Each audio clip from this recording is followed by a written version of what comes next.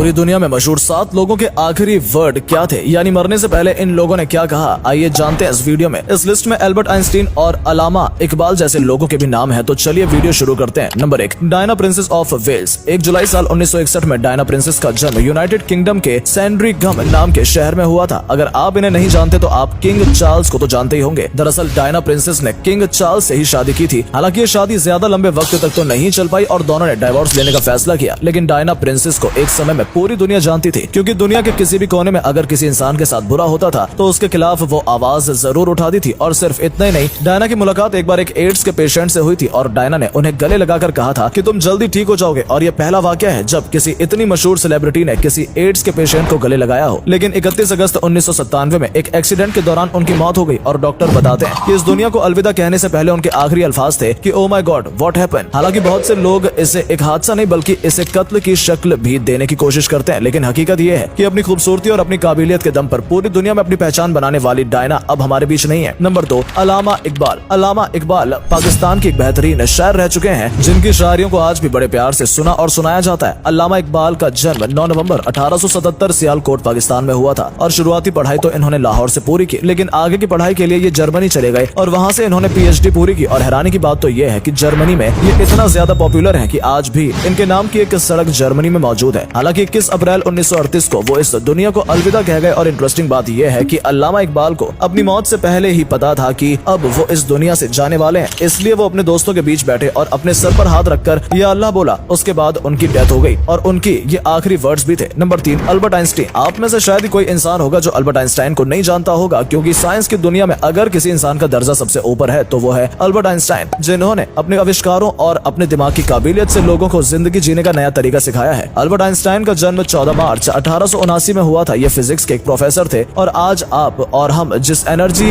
Valence formula को जानते हैं, ये फार्मूला भी अल्बर्ट आइंस्टाइन ने ही दिया था। और इतना ही नहीं बल्कि साल 1955 तक अल्बर्ट आइंस्टाइन ने जितनी भी बातें साइंस के बारे में कही थी वो आज सारी सच होती हुई नजर आ रही हैं। और इंटरेस्टिंग बात तो यह है कि अल्बर्ट आइंस्टाइन ने टाइम मशीन के बारे में भी बताया था कि एक समय में टाइम मशीन जैसी चीज भी बन सकेगी। लेकिन अब ये देखना होगा कि अभी उसमें और कितना टाइम जाने वाला है। लेकिन सोचने वाली बात यह भी है कि अल्बर्ट आइंस्टाइन जिनके पास इतना ज्यादा दिमाग था, उनकी मौत भी ब्रेन कैंसर की वजह से हुई। और उनके आखिरी वर्ड्स थे, I want to go when I wanted, it is tasteless to prolong life artificial, I have done my share, it is time to go, I will do it elegantly. इसका ये मतलब था कि अब मेरे जाने का वक्त आ चुका है और मैं जो कुछ भी करना चाहता था वो सब कुछ कर चुका हूँ। नंबर 4, सद्दाम हुसैन। सद्दाम हुसैन एक ऐसी शख्सियत रह चुकी है जिनके दोस्त तो बहुत थे लेकिन उनके दुश्मन भी कोई कम नहीं थे। हालांकि जब वो इराक की पॉलिटिक्स में इन्वॉल्व थे तो उन्हें दुनिया के सबसे ताकतवर लोगों में गिना जाता था, क्योंकि उन्होंने अपने करियर में कई जंगें लड़ी और उन जंग में उन्हें जीत भी हासिल हुई। लेकिन जब अमेरिका के ऊपर 9/11 का हमला हुआ उसके बाद अमेरिका तिलमिला उठा, जिसके बाद इसने इराक और ईरान जैसे कई देशों के ऊपर हमला करना शुरू कर दिया। और वहीं अमेरिका को कभी सद्दाम हुसैन का दोस्त बताया करता था, उसी ने सद्दाम हुसैन के ऊपर हमला किया। और हमले के बाद जब सद्दाम हुसैन गायब हो गए तो कई सालों तक उन्हें ढूंढने के बाद आखिरकार अमेरिकी गवर्नमेंट ने सद्दाम हुसैन को पकड़कर इराक की गवर्नमेंट के हवाले कर दिया, जहां उनके ऊपर कई सालों तक मुकदमा चला और उसके बाद उन्हें सजाए मौत सुना दी गई। उनके आखिरी वक्त में जो लोग उनके साथ थे उन्होंने बताया कि उन्होंने मरने से पहले अल्लाहू अकबर, मुस्लिम उम्मा will be victorious and Palestine is Arab कहा था। इसको हिंदी में ट्रांसलेट करें तो इसका मतलब होता है कि अल्लाहू अकबर, एक दिन फिलिस्तीन आजाद जरूर होगा। Number 5, Steve jobs. 24 फरवरी 1955 में स्टीव जॉब का जन्म कैलिफोर्निया में हुआ था। इन्होंने अपने कॉलेज की पढ़ाई रीड कॉलेज में पूरी की और कॉलेज के दिनों में ही उन्हें अपनी काबिलियत का अंदाजा लग गया था, इसलिए उन्होंने अपनी पढ़ाई छोड़कर उस जमाने की मशहूर वीडियो गेम कंपनी अटारी को ज्वाइन कर लिया था और वहाँ काम करने लगे थे। और उसके साथ साथ अपने घर के गैराज में ही उन्होंने कंप्यूटर बनाने की शुरुआत की, जिसे आज आप और हम कंप्यूटर, एप्पल कंप्यूटर के नाम से जानते हैं। और ऐसे ही धीरे धीरे करके उन्होंने बहुत कम वक्त में कामयाबी हासिल की और फिर साल 2007 में उन्होंने दुनिया का पहला स्मार्टफोन आईफोन लॉन्च किया। और तब से लेकर आज तक आईफोन की पॉपुलैरिटी कितनी है ये हमें आपको बताने की जरूरत नहीं है, आप अच्छे से जानते ही होंगे। लेकिन अचानक स्टीव जॉब्स के गॉल ब्लैडर में कैंसर हो गया, जिसकी वजह से उनकी मौत हो गई। और बताया जाता है कि जाने से पहले वो बहुत खुश नजर आ रहे थे और उनके मुंह से ओ वाओ ही निकला था। और इसके पीछे क्या वजह थी इसके बारे में कुछ कहा नहीं जा सकता। नंबर 6, बेनजीर भुट्टो। हो सकता है आप में से बहुत लोगों ने ये नाम पहले सुना हो, क्योंकि बेनजीर भुट्टो पाकिस्तान की सबसे काबिल प्रधानमंत्री मानी जाती हैं। और सिर्फ पाकिस्तान ही नहीं, बेनजीर भुट्टो पहली ऐसी महिला थी जो किसी मुस्लिम देश की प्रधानमंत्री बनी थी। 21 जून साल 1953 में इनका जन्म कराची के अंदर हुआ था और दुनिया के सबसे मशहूर यूनिवर्सिटी ऑक्सफोर्ड और हार्वर्ड यूनिवर्सिटी से उन्होंने अपनी पढ़ाई पूरी की थी। और क्योंकि उनका फैमिली बैकग्राउंड भी पॉलिटिक्स से ही था तो बेनजीर भुट्टो को शुरुआत से ही राजनीति के दांव पेच के बारे में समझ थी। और फिर पाकिस्तान में 1990 से लेकर 1999 का एक ऐसा दौर आया जब बेनजीर भुट्टो लगातार वहाँ की प्रधानमंत्री चुनी गई। इससे आप समझ सकते हैं कि पाकिस्तान के लोग उन्हें कितना ज्यादा पसंद करते करते थे, लेकिन कुछ लोग ऐसे भी थे जो बेनजीर भुट्टो की पार्टी के खिलाफ थे और इस वजह से वो चाहते थे कि बस किसी तरह से बेनजीर भुट्टो को इस पार्टी से बाहर निकाल दिया जाए, जिसकी वजह से 27 दिसंबर 2007 को पाकिस्तान के रावलपिंडी में जब वो भाषण दे रही थी, उसी दौरान गोली मारकर उनकी हत्या कर दी गई। और इंटरेस्टिंग बात यह है कि भाषण के दौरान उनके आखिरी अल्फाज ये थे कि जीते रहो Bhutto. Number 7, Muammar Gaddafi. Gaddafi हो सकता है आपने नाम ये पहले जरूर सुना हो, क्योंकि दुनिया के सबसे अमीर लोगों में इनकी कभी गिनती की जाती थी और ये लीबिया के प्रेसिडेंट भी रह चुके हैं। हालांकि 1970 से लेकर 2012 तक उन्होंने लीबिया की पॉलिटिक्स में काफी अहम योगदान दिया था, या फिर ये भी कह सकते हैं कि गद्दाफी कहीं ना कहीं